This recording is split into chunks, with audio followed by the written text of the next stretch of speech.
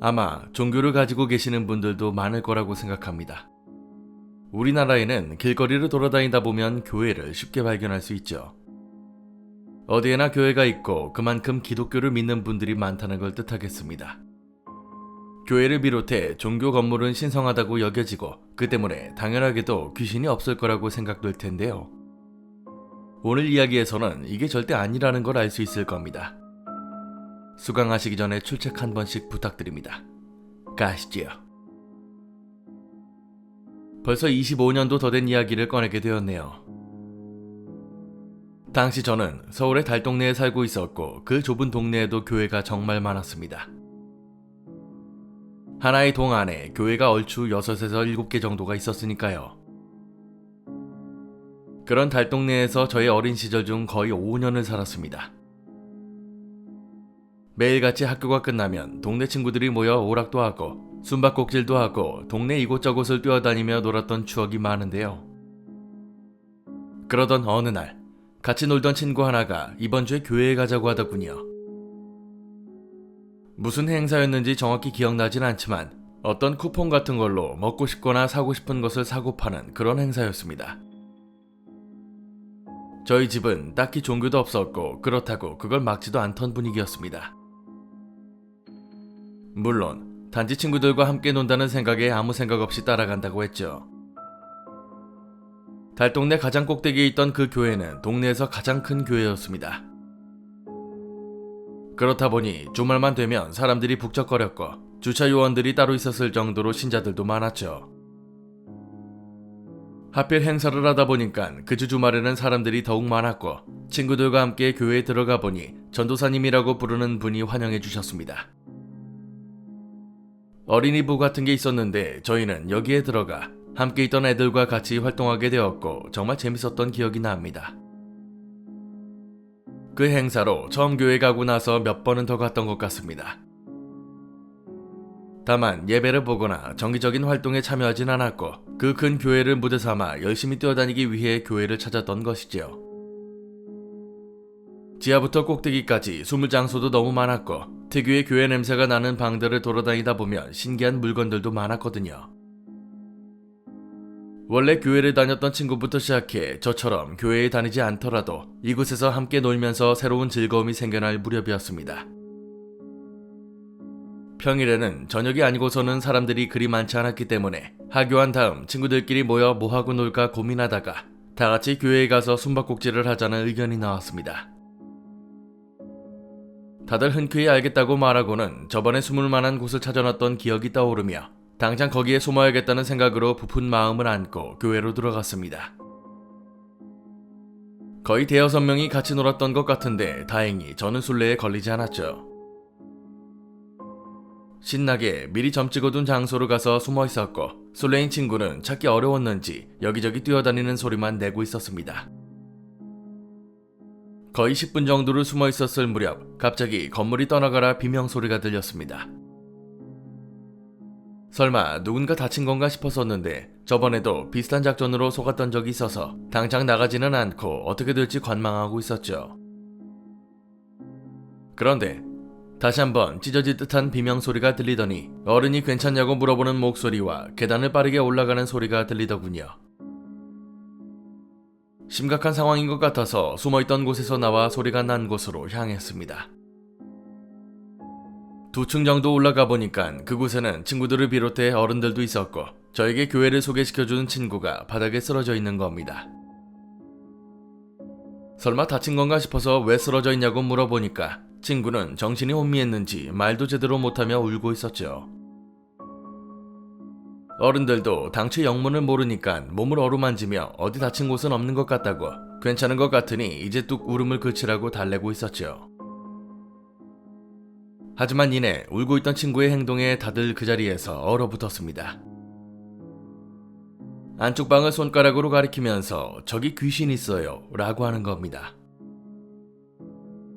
순간 당황해서 다들 말도 못하고 있다가 어른 한 분이 그게 무슨 말이냐고 여기 귀신이 어디냐고 말하는 겁니다. 친구들은 어른보다는 그 친구의 말에 더 귀를 기울인 것인지 저기 정말 귀신이 있는 거냐고 말하며 그 방으로 걸어갔습니다. 방을 보니 창고로 쓰이는 것 같이 책장에 책들이 수두룩하게 꽂혀 있고 그 앞에는 책상 하나만 덩그러니 놓여 있을 뿐 아무것도 없었죠.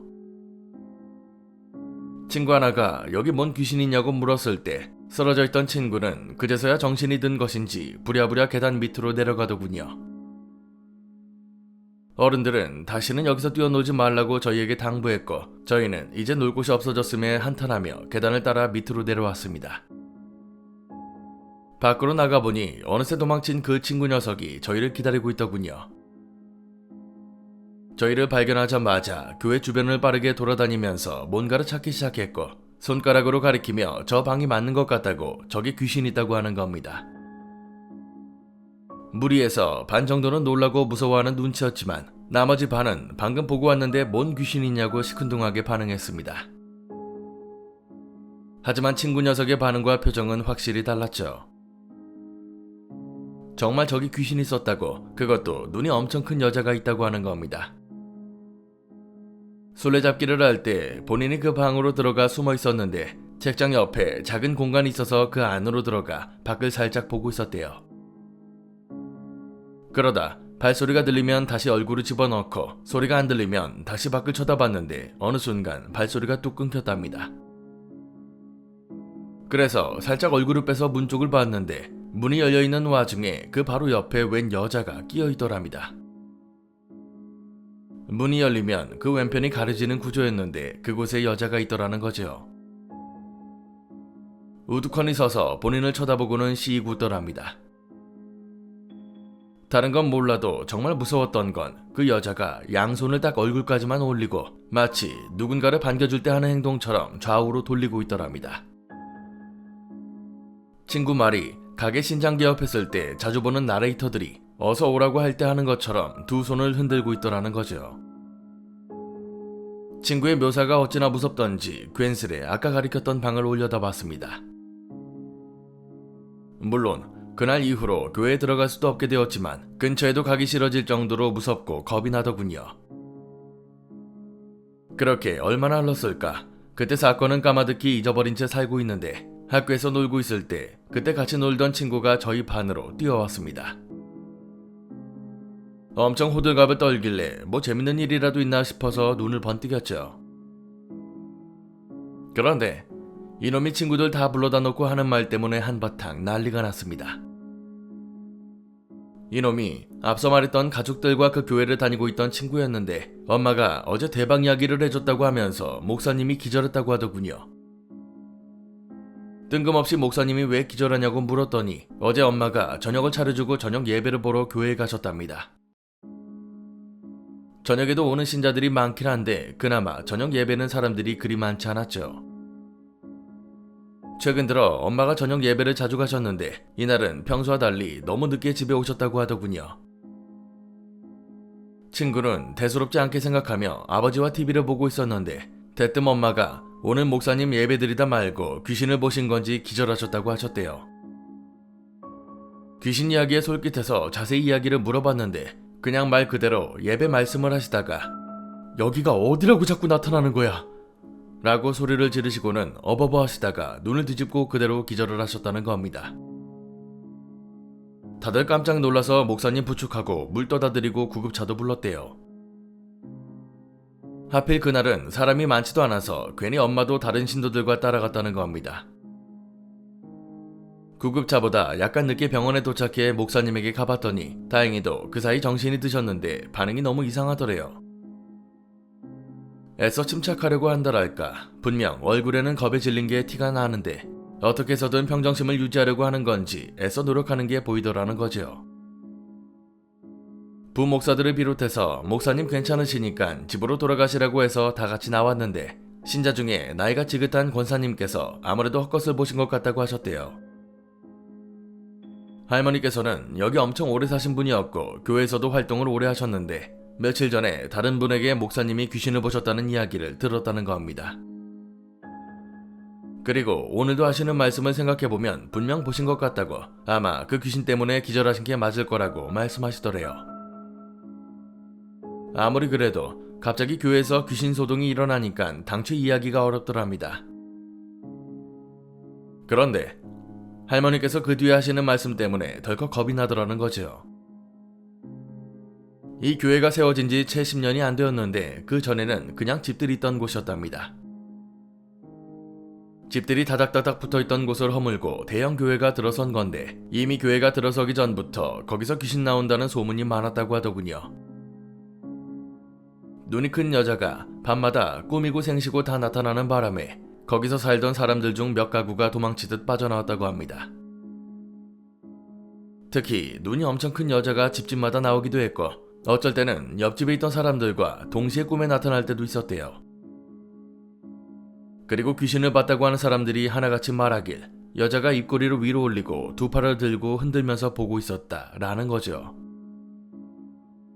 그 이야기를 듣고 있던 반 아이들은 이 대목에서 소리를 지르고 난리도 아니었습니다. 하지만 그때 교회에 같이 갔던 애들은 다른 애들과는 반응이 달랐죠. 그 여자가 손을 들고 웃고 있었다고? 그러면 저번에 네가 본 게 맞다는 말 아냐? 맞습니다. 저번에 친구가 봤던 여자와 생김새, 행동이 똑같았죠. 그렇다면 목사님이 보고 기절한 여자 또한 같았을 것이고 이미 한참 전부터 나왔다고 하는 그 여자는 지금도 나오고 있음을 의미했죠. 그러다 한 놈이 그래서 그 여자는 왜 나타나는 거냐고 물었고 엄마의 말을 해주던 친구는 딱 한마디를 했습니다. 거기 원래 무덤이었대. 주인 없는 무덤 말이야. 제가 살던 동네가 워낙 높기도 했지만 원래는 산이었던 걸 깎았고 그 위에 사람들이 살게끔 동네를 만들었던 거였습니다. 당시만 해도 산에는 무연고자나 땅 주인도 아닌데 무덤을 만들어 놓기도 했는데요.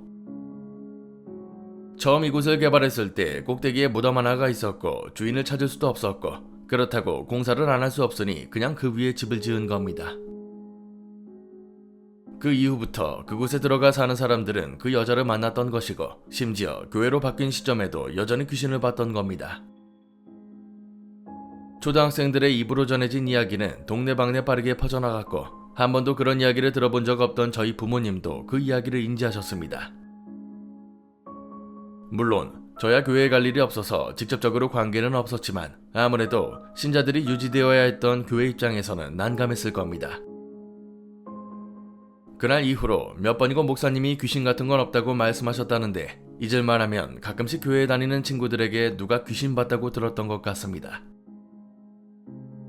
몇 년 후 저희 집은 다른 곳으로 이사하게 되었고 그리고 나서 또 몇 년 후 재개발 지역으로 선정되면서 옛 모습은 찾아볼 수가 없게 되었죠.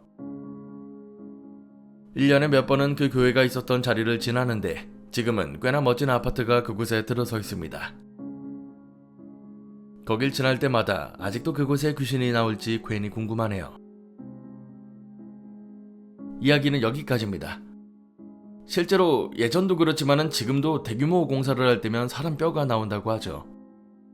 이미 오래전부터 인간이 살아왔던 곳이기 때문에 주인도 찾을 수 없는 뼈들이 다량으로 발견되는 사례들이 많습니다. 막무가내로 그곳에 잠들어 있던 귀신을 건드렸으니 계속해서 나오는 게 아닐까 싶은데요. 다만 조금 이해되지 않는 건 대체 왜 양팔을 들고 손목을 돌리고 있었을까요? 나 여기 있으니까 찾아달라 이런 게 아니었을까 싶기도 하고 그렇다고 하기에는 웃고 있었기 때문에 꼭 그런 건 아닌 것 같기도 하고요. 좀 괴이하면서도 섬뜩하네요. 오늘 강의는 여기까지입니다. 재밌게 봐주셨다면 공포학과의 수강 신청 부탁드립니다. 공포학과 M교수였습니다.